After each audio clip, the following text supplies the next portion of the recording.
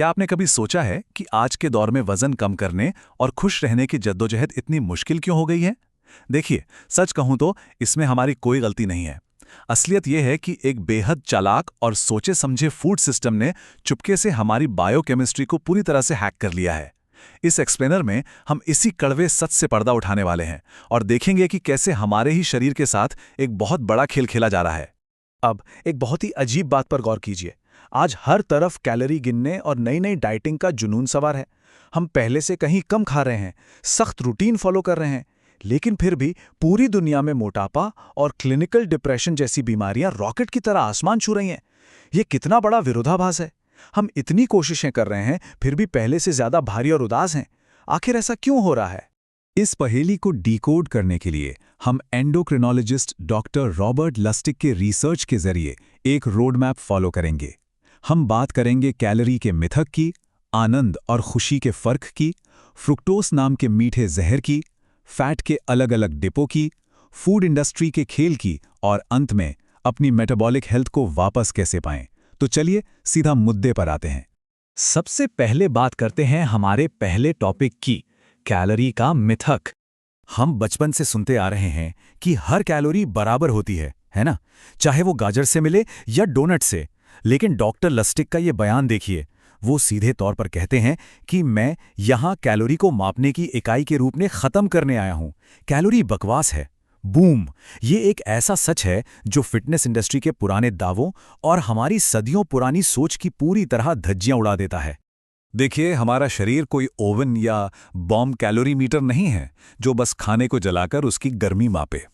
असल में हमारे हर सेल के अंदर छोटे छोटे इंजन होते हैं जिन्हें माइटोकॉन्ड्रिया कहते हैं। और मजे की बात यह है कि अलग अलग तरह का खाना इन इंजनों पर बिल्कुल अलग असर डालता है।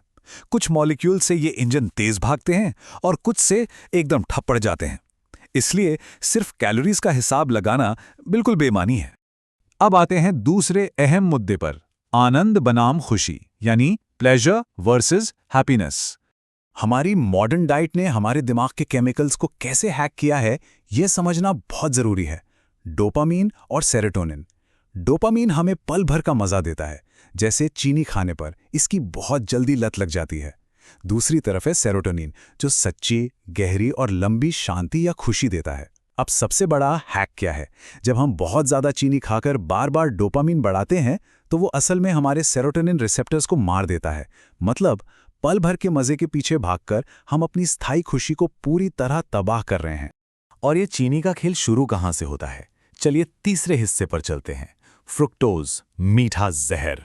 फूड इंडस्ट्री हमें बताती है कि सारी चीनी एक जैसी होती है। बिल्कुल गलत। आम चीनी के दो अलग अलग हिस्से होते हैं, ग्लूकोज और फ्रुक्टोज। ग्लूकोज तो जीवन के लिए बेहद जरूरी है। ये हमारे सेल्स के इंजन को ईंधन देता है।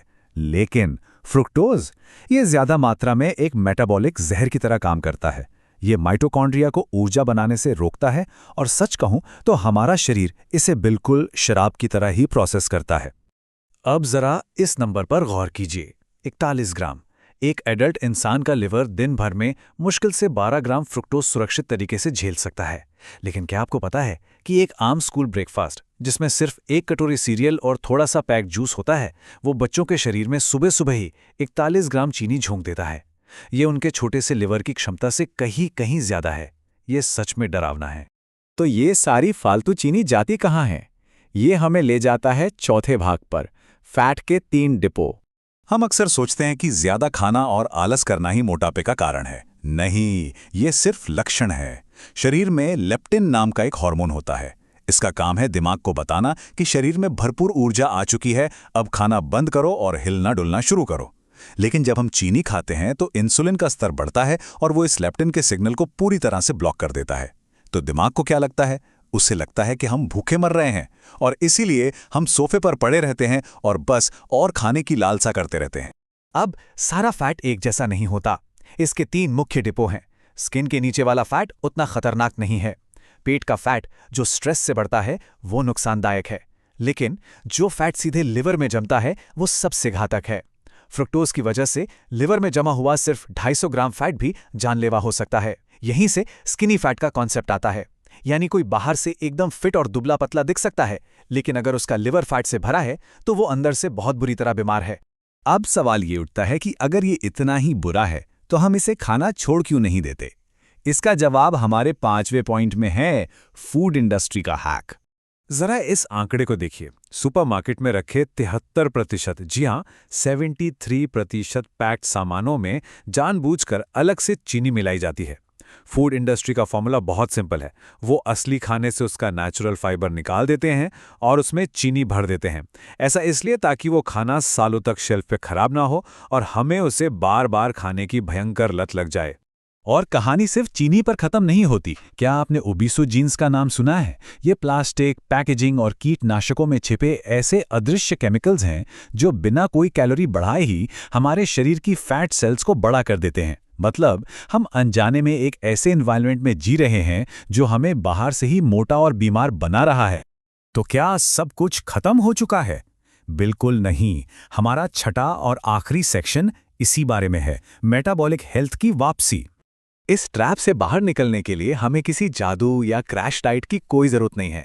बस 3 सिंपल मेटाबॉलिक पिलर्स पे ध्यान देना है। अपने लिवर को चीनी से बचाइए, अपनी आंतों को फाइबर दीजिए और अपने दिमाग का ख्याल रखिए। सबसे ज़रूरी रूल क्या है? असली खाना खाइए। जब हम खाने को उसके नेचुरल फाइबर के साथ खाते हैं तो वो हमारे पेट के 100 ट्रिलियन अच्छे बैक्टीरिया का भोजन बनता है। ऐसा करते ही शरीर अपने आप हील करना शुरू कर देता है। और अगर वो सच्ची खुशी, वो सेरोटोनिन वापस चाहिए, तो डॉक्टर लस्टिग ने ये 4 सी आजमाने को कहे हैं। पहला, कनेक्ट, यानी लोगों से स्क्रीन पर नहीं, आमने सामने मिलें।